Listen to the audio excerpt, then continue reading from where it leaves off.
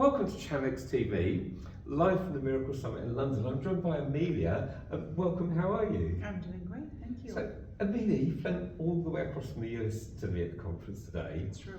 But for those that don't know you, tell us who you are and what you do. Yes, so I'm Amelia Van Camp. I head up Agentic Commerce in the US for Mirakl.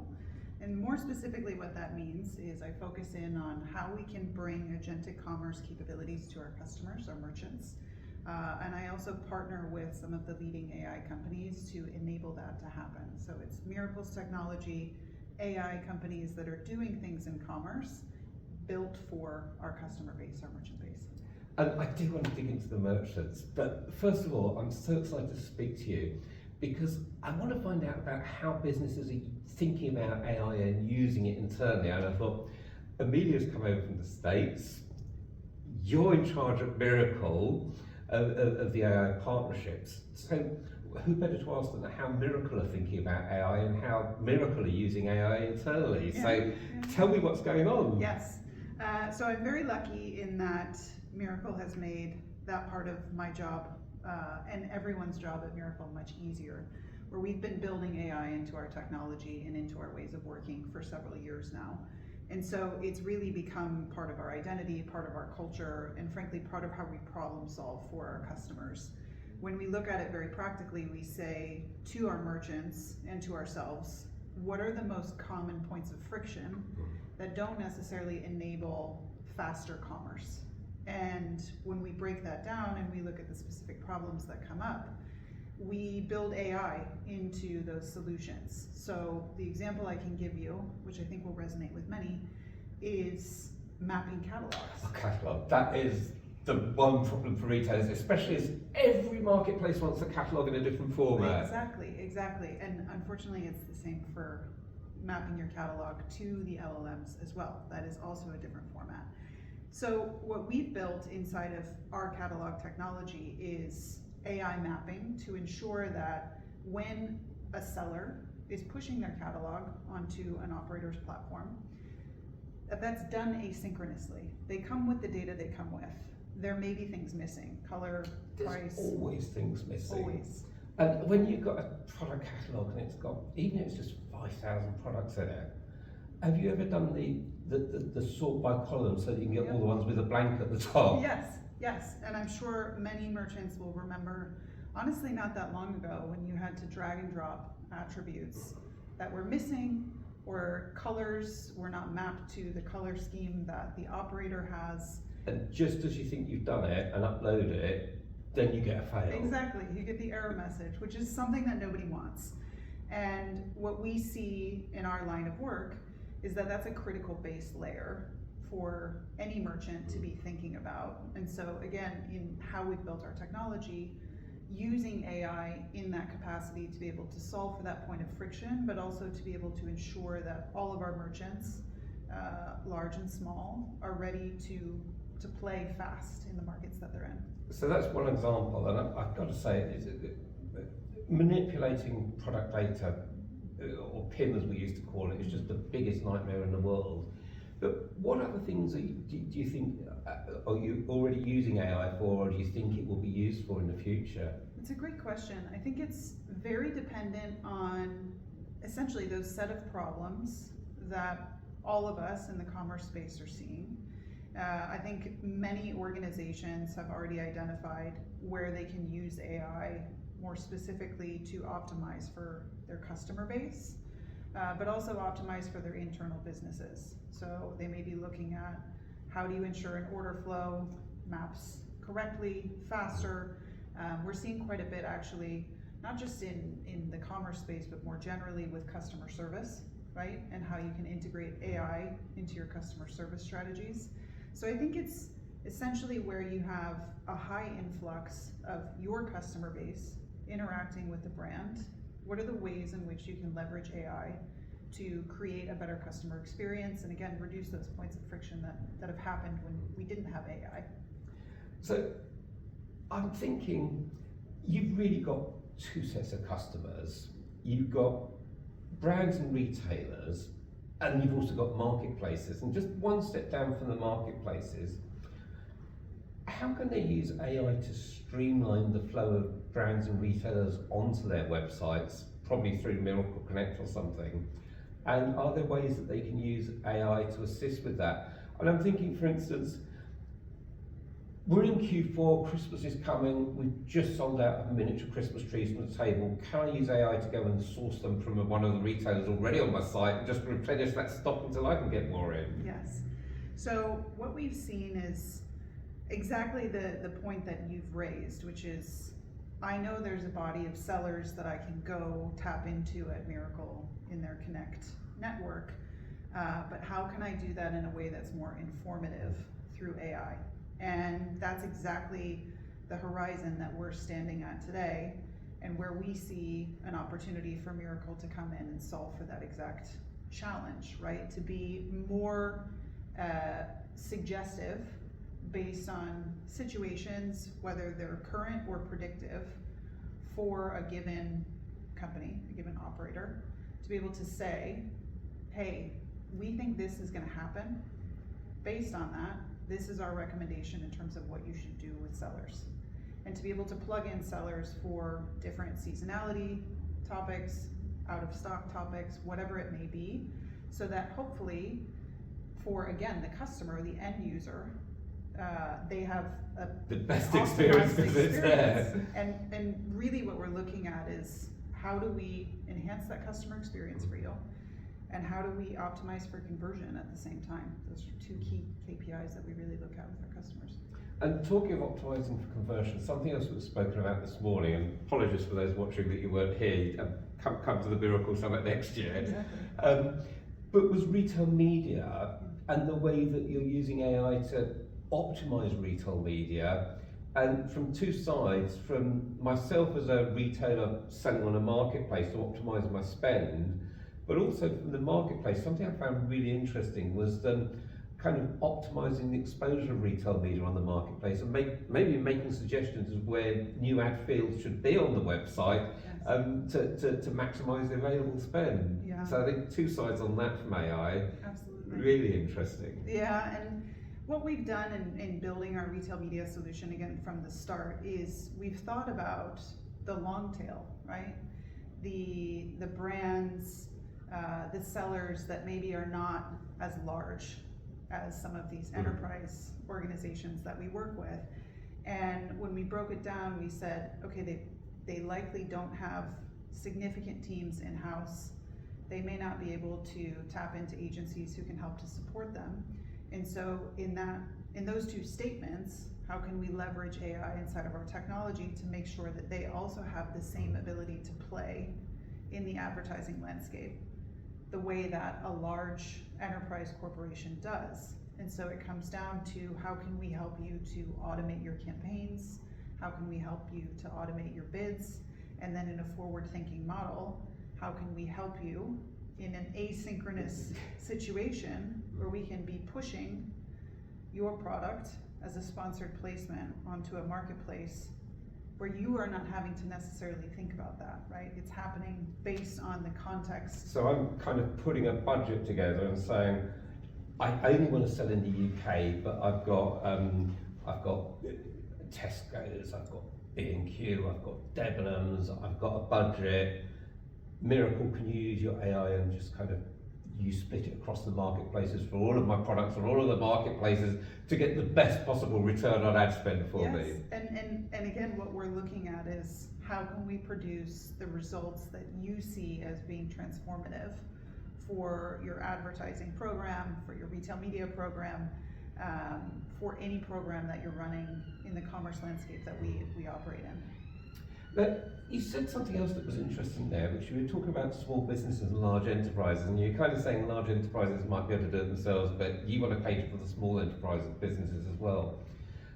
When I'm thinking about small businesses, they are so excited about AI and they want to jump in with both feet and they want to build their own tools.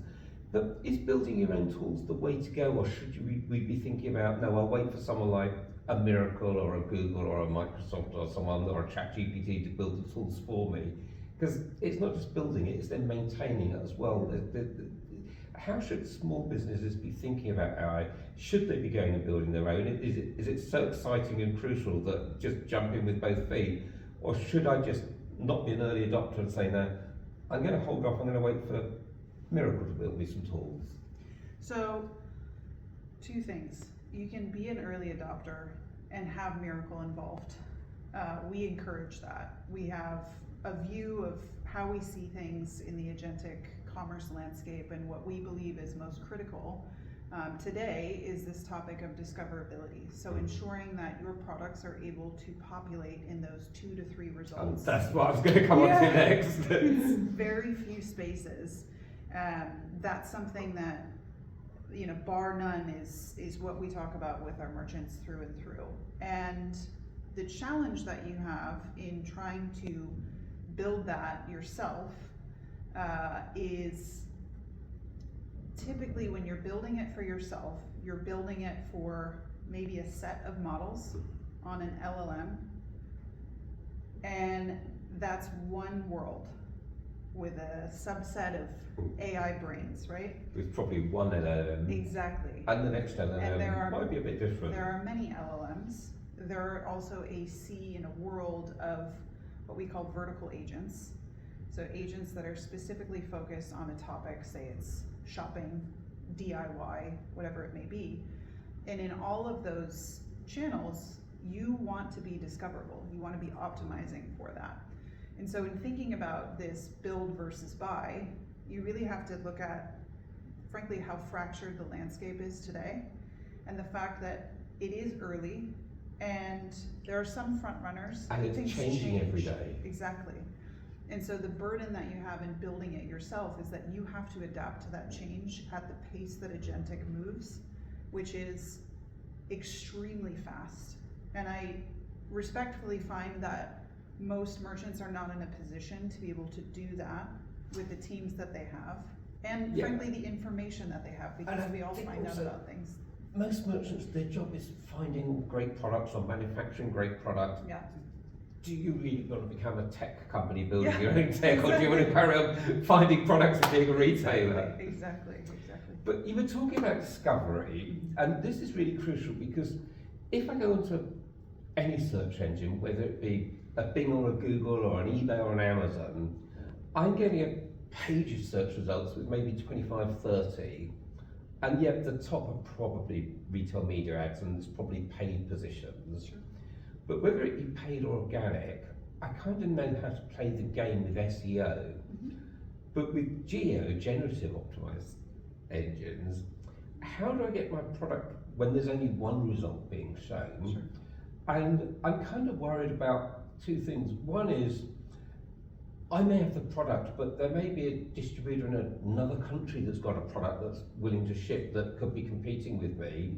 And there could be competitors, very similar products, but a different brand. So I just want to sell mine. How do I get to be that one top spot? What should I be thinking about? And I honestly don't know. Is it keywords? Is it descriptions? Is it multiple pictures? Is it having FAQs? What do I need to do to get to the top of search and be found? Yes. So I think that the best way to look at it is to first start from the view of the LLMs, right? The agents that are determining whether to surface your product or not, or your set of products. And the way that those agents are built in each of the LLMs, they all have different ways of thinking and reasoning, but they are built to determine whether something, someone, some set of information is trustworthy for it to populate back inside of the conversation. So trust is first. Yes, exactly. And so in looking at that trust, specifically for commerce, and even for non-commerce in some situations, the agent's going to take several different pieces of information. It can be your FAQs, your reviews, if you have those. That's actually a great source of information. It's also going to take sources of truth from Reddit, from YouTube, from Wikipedia. So it's everywhere anyone's ever talked about my product. Exactly. If I've stuck it on Facebook and said, here's a great product, or here's a terrible product, yes, that's going to be in an LLM somewhere. Exactly, but you know, many of these things that you have done in SEO are very much growth for those different channels, right? So that gets you a nice foundation of trust. And then this notion of GEO on top of it, what you should be doing is looking at your product sets, so your catalogs. And with GEO, with solutions like Mirakl Nexus, what you can do is add in a metadata layer of attributes that are built for conversations, right?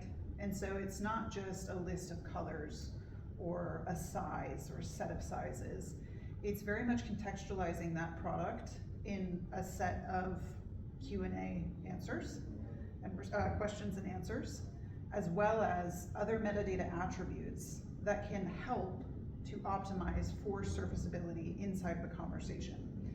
The next piece of that is when you're looking at, if you choose to go with a technology provider, which I highly recommend, because again, it's still a very fragmented space. You have to do that for every LLM, for every model inside of that LLM, and then for all the vertical agents, because they all think differently. And I think this is so important because as a consumer, I used to be considerably slimmer than I am now, but I'm quite tall, and I'd want a regular jacket for the fit, but I'd want long sleeves. Sure. And it's kind of trying to find the right jacket. It used to be go onto a site and then click through regular and long sleeve, but now people are not just typing a couple of words, finding a jacket and then going through the attributes. They're just talking to the LLM saying, I want a regular fit jacket, but I've got long arms, so I want long sleeves, and I'd like it single-breasted with 2 buttons or maybe 3 buttons, or and they're having much more conversational. Sure. It's how does the retailer make sure their product is matched with that conversation, I guess, is the tricky part. Yes. Because the more ticks in the box for yes, it's a regular, yes, it's long sleeve, yes, it's single breast, yes, it's, if I've not got all that data somehow, Sure. and the best way of getting that data for the LLM, but then they're all different as well, aren't they? So they are different. They're very different, and again, it's thinking about inside of that conversation, what are the added pieces of context that are completely irregular to a standard shopping search. There is more and more of that because the way that many of us use LLMs is, in certain cases for information as a baseline, but also for problem solving. And whether you're doing a home build project, which I do many of, living I'm just in an older thinking of home. the days I've needed a product and not know what to call it. And it's like, in the old days, I'd go into a hardware store and say, it's my toilet, it's the flush, it's the little bit that goes up and down. Yep. I don't know what to call it, but I guess I could just ask the LLM and then get it to buy it for me. Exactly, and to tell you where it's in stock, what's in closest proximity to you, if price is a factor. It's all of these elements that are brought into a conversation by you, the user, that the merchant needs to be able to respond to, and that can be quite intimidating. But that really shows you the scale of how these LLMs are being used and how you, as a merchant, need to be able to build for surfaceability of your products inside of that environment. So a huge shout out for anyone that either gets brain freeze and just can't remember what the widget's called, or that just never knew in the first place that they need one. Forget Google, go to another. Yes. But this is such a confusing world for brands and retailers, and you've already said that there's loads of LLMs and they all want different data presented in different ways. But they're all changing their mind all the time. They're always changing the rules every day and doing something different. So getting down to the nitty-gritty, what should a brand or retailer be thinking about to prepare for what's coming? I mean, I don't know which LLMs are going to come out on top. I mean, with search engines, it's kind of, Google kind of won the world in the UK, and I know it's Google or Bing in the US. I don't know anyone who uses Bing in the UK. But in the US they do. I don't know if it's going to be ChatGPT or Gemini, or I don't know which search LLMs are going to win. Yeah. How can I prepare my business to ensure for whatever happens, I'm ready for it? Sure. So the here and now, which has not gone away, is this notion of surfaceability of your products, right? Discoverability of your products. That has been essentially the genesis and kind of the operating model of how LLMs are used by all of us today. Again, whether it's in a shopping setting, whether you're searching for information that's related to your health, whatever it may be.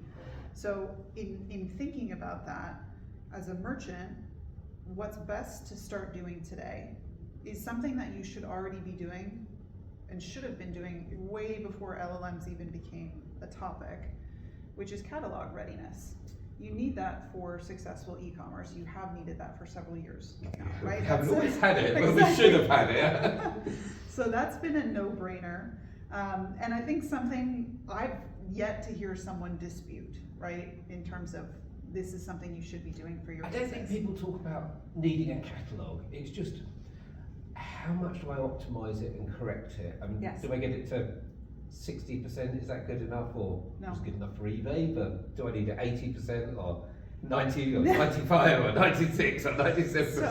So every missing piece of information that you have in your catalog chips away at that trust layer that agent is looking for, right?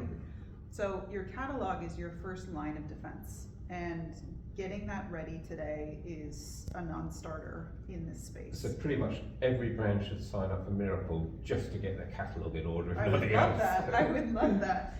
And then on top of that, it's this notion of the GEO optimization, what you can be doing to enhance your catalog with these And this attributes. is the trust signals you were talking about. Exactly, these conversational attributes that can increase the likelihood of your products being surfaced inside of a complex conversation that has several nuances to it. We've been saying this for years. It's kind of like, we've all known, if you keep getting the same customer support question, put it in your FAQs before they Yeah, buy exactly. the product. And it's just that conversation but amplified tenfold. Exactly. So, regardless of every headline that comes out every day, trust me, it drives me just as mad as it does everyone else. More because you're dealing with all of Exactly. the AI partners. Exactly. But what has never changed in this landscape today is this notion of enhancing discoverability and optimizing for that. And I don't anticipate that going away. And I think that is a building block for many other things that you will want to do. If you want to do an on-site agent, maybe you don't want to necessarily have your products purchasable through an LLM when that's possible everywhere. You can bring what you've already done with your catalog, with your GEO optimized attributes. You can create essentially a mini LLM experience on your site. And Great you already for have the customer right support. building blocks. Exactly. And you have the building blocks that have been successful in setting you up on the different LLMs. And you can also do that on your own site. So to me, it's truly a no-brainer, whether you are more insular and you don't want to participate on LLMs. You probably will need to adapt your site for conversational commerce, because go look at your search results and see how people are searching. They're probably not using as many keywords anymore, and they may be getting 0 results. So already start to look at that and ask yourself why. If you are resistant, why are you resistant? How is that helping you in today's e-commerce world and tomorrow's agentic commerce world? And I love that, because I'm just viewing Agentic Commerce as another channel. We had our website, we had eBay, we had Amazon, now we've got Tesco's, B&Q, Debenhams, Macy's, Nordstrom, and so many more. And then there's TikTok and Pinterest and maybe Instagram, and now there's just Agentic Commerce. It's just another channel. And I think just by preparing for Agentic Commerce, it's going to enhance everything else that you're doing anyway. Absolutely, I completely agree. So again, my recommendation is first to start with a strategy. Think about, as an organization, directionally, where do you want to go? I guarantee you that catalog readiness piece is still going to be your first brick, if you haven't already started that today. Top tip catalogue. And my top tip, use Mirakl to sort it for you. Yes, please, we would love that. But then on top of that, it's the cake layering that comes into agentic. And frankly, the word I hear the most is experimentation from merchants. We're experimenting with this, we're experimenting with that. That's perfectly fine. What we want to set you up with is the avenues for experimentation, where you don't have to have your tech teams building, but also the baseline that we believe today is critical no matter what, and doing that in an environment that is constantly changing with new players, new models, players that go out, players that come in, and everything in between. I have a feeling I'm going to have to get you back next year to go over all this again, because everything will have changed I'm again. sure it will. I'm sure it will. But Amelia, thank you so much for your time. Thank you so much. It was a pleasure.